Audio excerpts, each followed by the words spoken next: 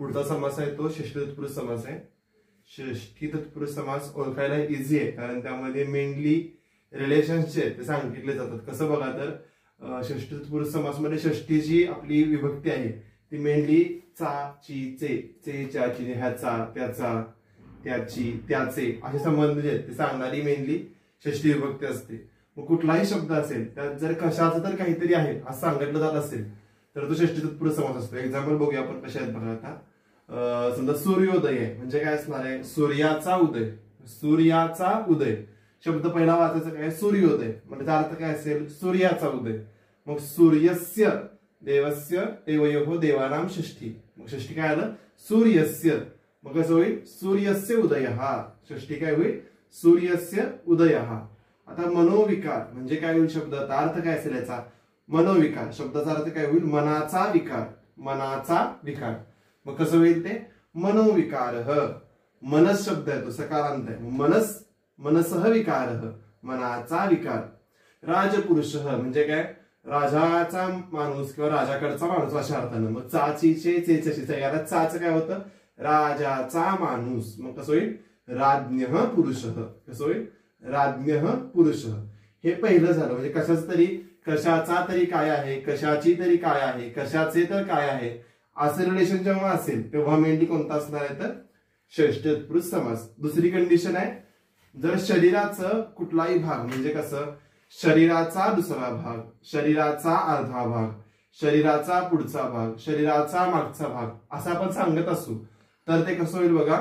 तर समजा पूर्वकायः म्हणजे काय, शरीराचा पूर्व भाग. कसं होईल मग, पूर्वम कायस्य. किंवा शरीराचा दुसरा भाग, अपर कायः म्हणजे काय, शरीराचा दुसरा भाग. मग शरीराचा दुसरा भाग मग ते कसं होईल, अपरम कायस्य. कसं होईल, अपरम कशाचा, शरीराचा, कायस्य, अपरम कायस्य. हे झाली दुसरी कंडिशन. शरीराचा पूर्व, उत्तर, अपर किंवा अधर. काय म्हणजे शरीर, कायचा पूर्व, उत्तर, अपर, अधर भाग सांगत असताना मग कसं होईल, पूर्व कायः. मग पूर्वम कायस्य, उत्तर कायः, उत्तरम कायस्य, अपर कायः, अपरम कायस्य आणि अधर कायः, अधरम कायस्य. असे ह्यामध्ये डिव्हिजन होतं. पुढचं इथे कसं आहे, कोणत्याही गोष्टीचा अर्धा भाग सांगायचा असेल तर कसं म्हणतात बघा. आता एक्झाम्पल, केकचा अर्धा तुकडा आहे ना. मग केकचा अर्धा तुकडा.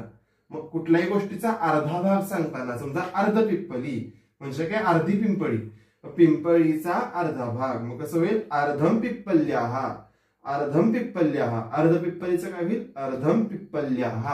अशा पद्धतीनं षष्ठी तत्पुरुष समासामध्ये मेनली काय होतं, कोणत्याही गोष्टीचं चाचीचे, चे, चाची ह्या पद्धती रिलेशन सांगताना. दुसरी गोष्ट, शरीराचा पूर्व, उत्तर, अपर, अधर भाग सांगताना.